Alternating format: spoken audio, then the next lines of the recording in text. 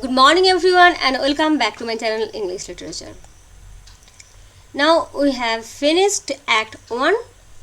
Today we'll talk about Act 2 and Scene 1. This is the climax of the play. Macbeth is going to murder Duncan and there is no returning back. Whatever will be the consequence, there is no returning back. Now the scene is in Macbeth's castle. Enter Banquo and Fleance. Now, it is after midnight in Inverness. Banquo is talking with his son Fleance and he notices that the stars are not shining. And he prays for the angels to restrain the evil thoughts within him. The conversation between Banquo and Fleance is going on. How goes the night, boy? Fleance, the moon is down. I have not heard the clock. So, Fleance is saying the moon has set, and as for the exact time of night, he have not heard the clock. Banquo, and she goes down at 12. So, Banquo informed that the moon sets at 12. I take it is later, sir. I think the moon sets a little later than 12. Okay, they are engaged in some trivial conversation. But this scene is very important because Fleance is very important. Actually, Fleance represents the second part of the witch's prophecy. The second part of the witch's prophecy. What was the second part? The second part was that Banquo's descendants will be the king. Banquo cannot be the king, but Banquo's descendants, Fleance, can be king. So that's why Fleance is very important. Banquo, hold, take my sword. There is husbandry in heaven. Heaven is today is very thrifty. Heaven is behaving with very frugality. So their candles are all out. What are the candles? The candles referred to here, the stars. Stars are all out. Husbandry means frugality, economy, thrift, whatever you could say. Take thee, that too. It is mean take your soul. At first he said take my sword, and then he said take my shield also, because Banquo is feeling nervous. Banquo is behaving with such suspicion. Banquo is feeling suspicious about the security of his son.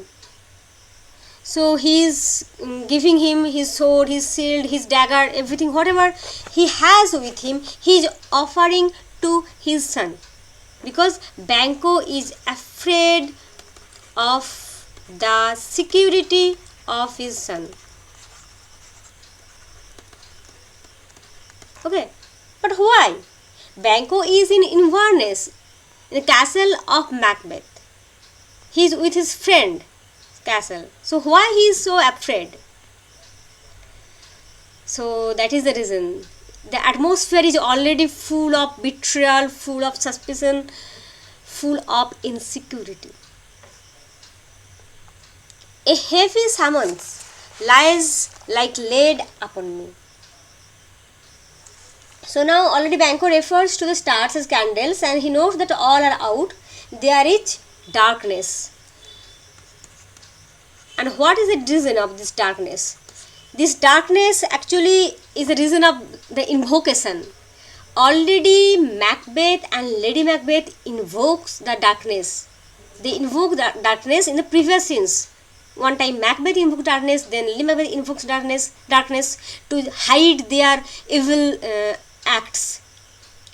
So now in this scene when they are going to be engaged in this heinous crime, it is already dark. It is too dark that Banquo is telling that there is husbandry in heaven. Okay. And you will find that in this play, nature and human activities goes hand in hand. Nature and human activities go hand in hand. So whenever Macbeth is getting closer to the murder, nature starts to go haywire. At first it is darkness, then there will be storm, thunder, lightning. So in this play, nature and human activities are quite correlated. Now it is already dark. A heavy summons refers to sleep, call of sleep, lies like lead, very heavy, like lead upon me, and yet I would not sleep. But even that it is not possible for me to sleep. Why? Merciful powers rested in me the cursed thought that nature gives way to in repose. So Banquo feels oppressed by sleep, but he is not able to sleep. Why? Because merciful angels in heaven, he is praying to the merciful angels in heaven to carve within him the evil thoughts to which human nature yields when one is resting. So this part is very important for revealing Banquo's character and also bring a contrast between Banquo and Macbeth. Banquo admits that later you will find this again, that Banquo is talking about the witches, the prophecy. But Banquo is praying here to restrain, while Macbeth and Lady Macbeth is praying to just for unsex her or give her power to do these evil things. But Banquo is here praying to the merciful angels in heaven to carve within him the evil thoughts to which human nature yields when one is resting. So what ambition is going in Macbeth's blood, that ambition is also prevalent in Banquo. But Banquo is not Holinshed's Banquo here. Here Banquo is Shakespeare's Banquo, who is the forefather of James I, and it is Shakespeare's duty to homage to James I to make Banquo a generous character. Now, so Banquo is you can understand that Banquo is also struggling with ambition.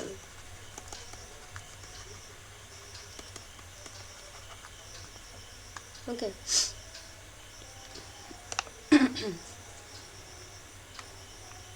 Now, give me my sword. Enter Macbeth and a servant with a torch. Someone enters and Banquo startles. Give me my sword. Who is there? So even he is in his friend's house, he is in security, he is not secure, he is afraid. Who is here? Macbeth is telling a friend. So when we tell that a friend, we mean the enemy. He is trying to mean that I am not enemy. Banquo, what sir? Not yet at rest? You are at this time you are not sleeping? The king is abed. He hath been in unusual pleasure and sent forth great larges to your offices. So king is very happy today. He has retired to his bed and he is unusually happy and sent several rich gifts to your offices, means to his servants' quarters. And this diamond, Banquo is offering a diamond to a Macbeth. He greets your wife withal. So with this diamond, he conveys his greeting to your wife by the name, describing her as the most kind hostess. Oh, what a great irony. Most kind hostess. And shut up in measureless content. Okay. And in this way, he ends his day and go to sleep. Macbeth. Being unprepared, our will became the servant to defect. Which else should free have wrought?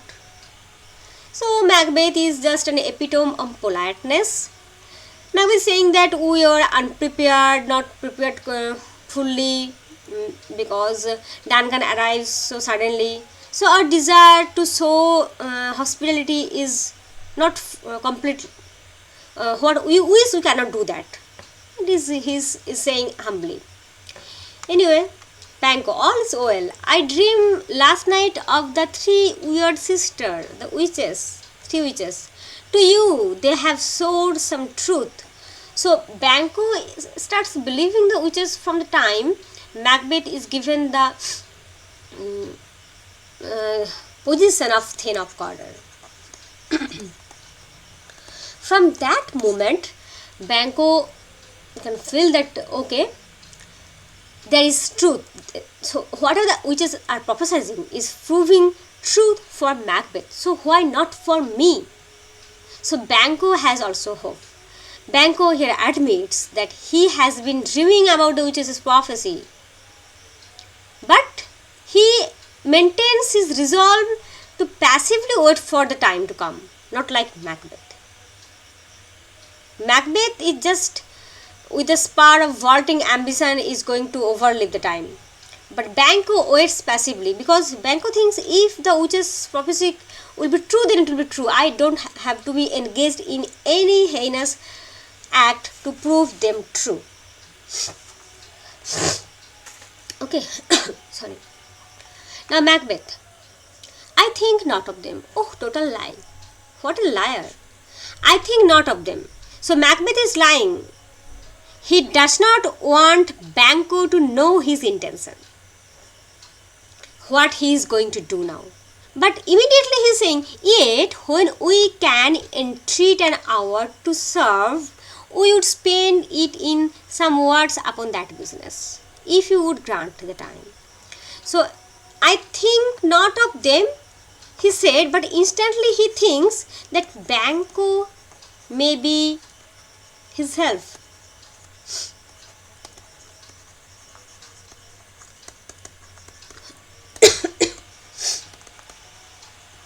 So instantly he says that okay, I will talk about it when we get some convenient time.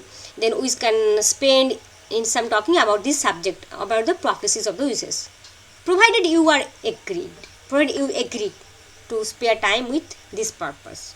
Banquo says, oh okay, it's no problem, at your kindest leisure, I am ready. Now Macbeth. If you shall cleave to my consent. If you shall cleave to my consent mean joining in my cause. If you join in my cause, when it is, I shall make honor for you. So what is Macbeth saying? If you adhere to my group, when the times come, I can promote you. So this is a case of bribery, isn't it? Macbeth is giving Banquo bribes that if you become a follower of my party when it comes to existence, or if you follow my advice, then I can offer you good position. So it is Macbeth is offering a bribe because Macbeth promises high official position to Banquo if Banquo supports Macbeth. Now what Banquo is saying here? So I lose none in seeking to augment it, but still keep my bosom franchised. What is meant? Augment it means enhance my honor. Okay, I am ready to enhance my honor. Whatever position, whatever promotion you offer me, I am ready for that. But there is one condition. Keeping my bosom franchised means free from guilt. I'm not going to join you if you just take if you take any crooked way to get it. And allegiance, clear, means loyalty. My loyalty, my innocence must be clear. I shall be counselled. Then I will act upon your advice. So this is Banquo's condition. And that was Macbeth's bribe. So there is the distinction between these two characters, Macbeth and Banquo. Banquo is tough enough. Macbeth, Banquo. They both has ambition. They both have ambition. Macbeth also wants to be king, and Banquo also wants that his son will be king. But the difference is that Banquo has this tough mental trait or mental basis that he can resist the evil thoughts. He is praying the merciful powers to resist, to curb the evil thoughts within him. He does not want to sacrifice his loyalty, his guilt, his conscience for being something. If it is for him, then he will get it. But he is not going to take any crooked route for that reason. Good repose the while.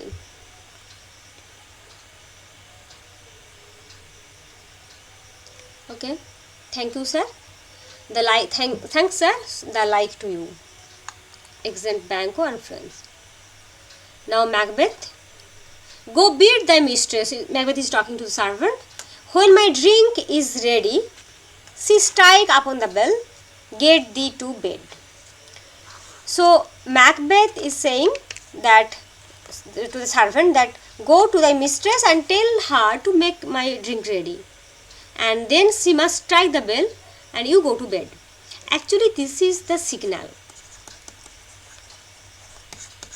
When Lady Macbeth will find that the chamberlains are sleeping and everything, the road is clear, then she will ring the bell, and in the meantime Macbeth will go and murder Duncan. Exists servant.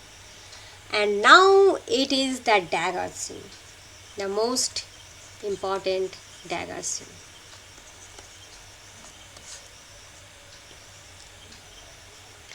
Is this a dagger which I see before me?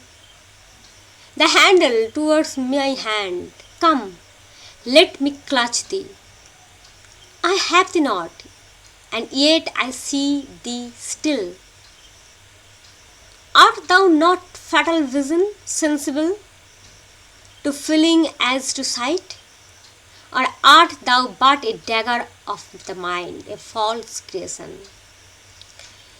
Now Macbeth is in hallucination. Is this a dagger? Macbeth is visioning a dagger in front of him. But whenever he is going to clutch the dagger, he cannot. So the dagger is the hallucination. Hallucination of Macbeth's disturbed brain.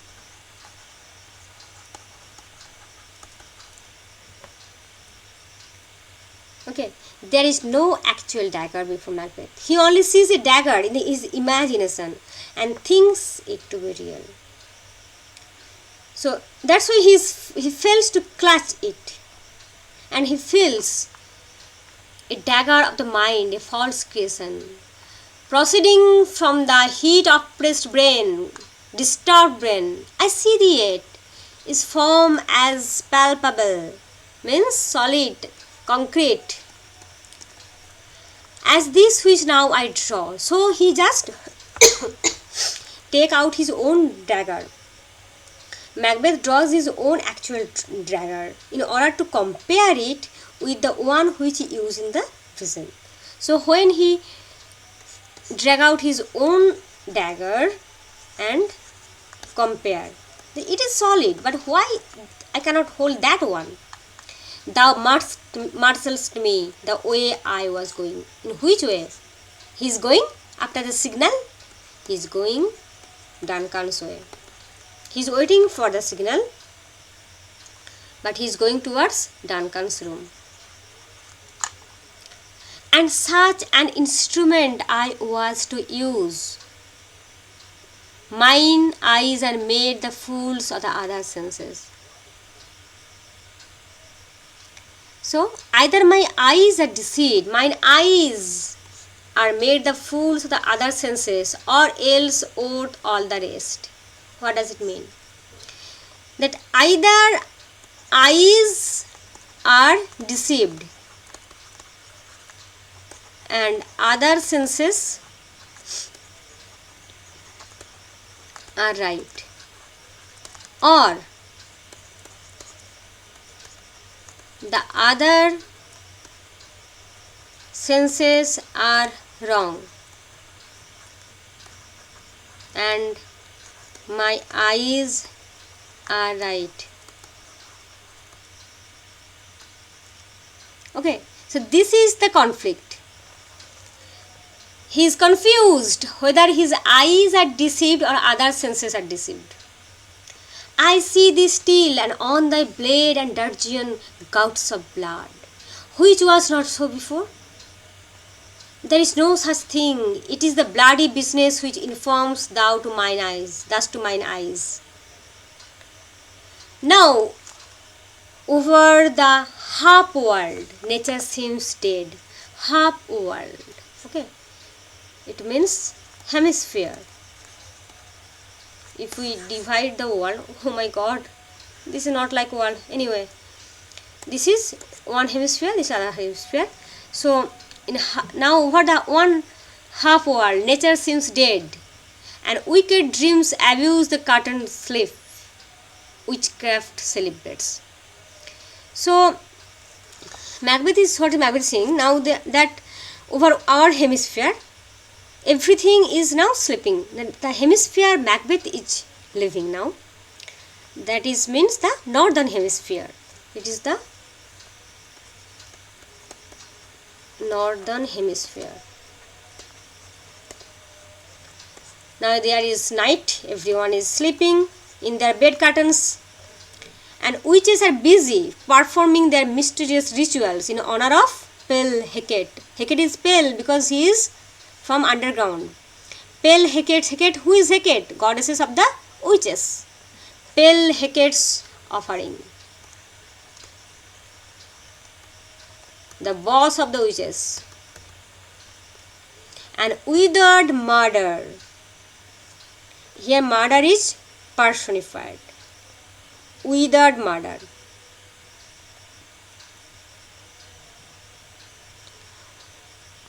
Actually here murder refers to the murderer, alarmed by his sentinel the wolf. So here murder actually refers to the murderer. And withered murder, alarmed by his sentinel. Who is the sentinel? The wolf is the sentinel of the murderer, whose howl he was, and his howl actually indicate the time of the murderer. Thus with his stealthy pace, with Tarquin's ravishing stride, there is an allusion to Sextus Tarquinius. There is an allusion to Sextus Tarquinius.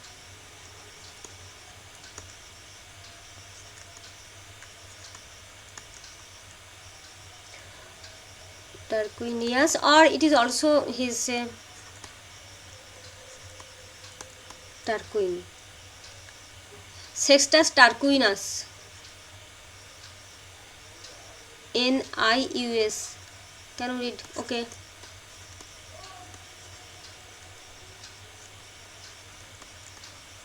Sextus Tarquinius. Tarquin's ravishing stride. Tarquin is referring to Sextus Tarquinius. Now, Sextus Tarquinius, he raped Lucretia.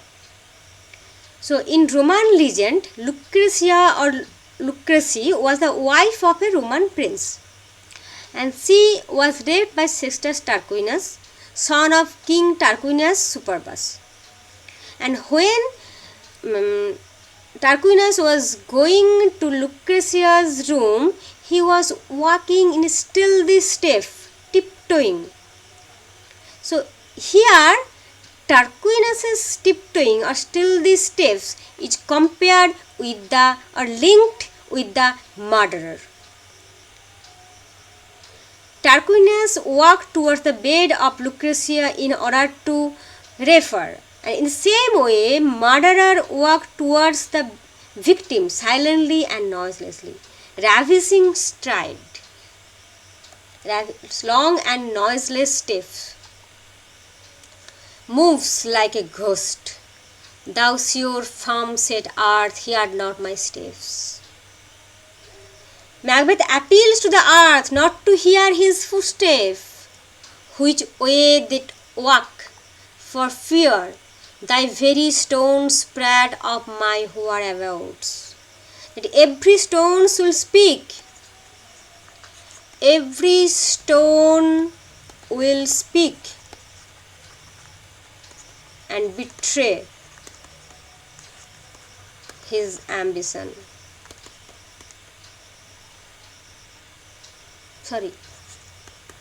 Betray his intention. So he is requesting not to hear his footstep and take the present horror from the time which now suits with it. Whilst I tread, he lives. Words to the heat of deeds too cold breath gives. So if the stones speak, the silence of the night will be broken and the horror of the deed will be diminished. And now what Macbeth is saying? Words, whilst I tread, he lives, means I am talking about horror, these things, but till now Duncan is Duncan is alive. And I am talking so much that words to the heat of deeds too good breath gives. Means words can have a dampening effect on the heat of the action. If I talk too much, then what I have planned to do will be destroyed. Words can have a damping effect on the heat of action. This line means words can have a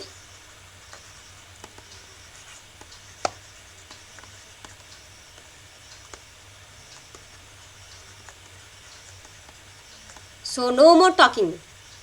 So be silent and be determined to do the job. A bell rings. This is the warning bell. This is the signal from Lady Macbeth. I go, and it is done, and the bell invites me. Hear it not, Duncan, for it is a knell. What is a knell? Knell is the death bell. So Duncan, don't hear it. It is the death bell that summons thee to heaven or to hell. So Macbeth is not sure whether Duncan is going to heaven or to hell.